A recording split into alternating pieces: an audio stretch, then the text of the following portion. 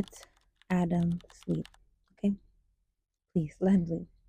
What happens when you wake someone up that's not ready to wake up yet?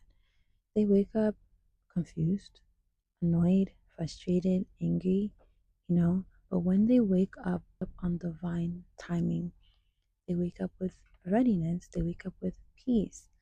Eve didn't go, hey, hey, hey, tap it on, wake up. She wasn't pressure. There was no pressure from Eve. Eve just stood as his rib. She stood as who she was, created to be in God. And he woke up and said, this is one of my bone. This is the flesh of my flesh. If you're in a situationship, relationship, you're trying to be seen, you're trying to be found, you're trying to get someone to notice you. No, that is not your position as a daughter of God. The Bible says, do not awaken love before its time. There is an appointed time. You may feel that you're so ready when God is like, no, actually, there's a little more healing I want to do in that area. Or let's tend to this area of your garden. Or, actually, your Adam, your person hasn't come yet because I'm still working on him. I believe that when God removed Adam's rib to make Eve, he was not only doing a work as, forming Eve, but he was also doing a work in Adam.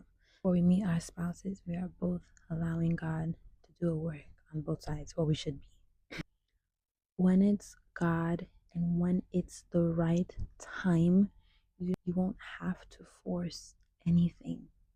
Stand in prayer, stand in the gap for your spouse, because I believe there's a sleep of formation where God is working on Adam, learning, healing childhood wounds. He's learning how to be a covering. He's learning responsibility, disciplines, emotional intelligence. And then there's a slumber.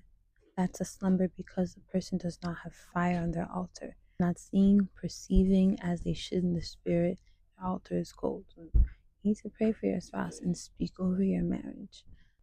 I believe that there's a level of healing and love that you're only going to experience in marriage, but there's a place in healing that you need to get to, that both people need to get to not be toxic, to not have emotional disconnect, that we need to allow God to bring us to that place.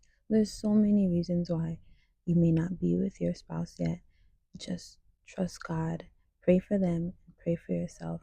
Allow the Lord to do his good work in you, in them.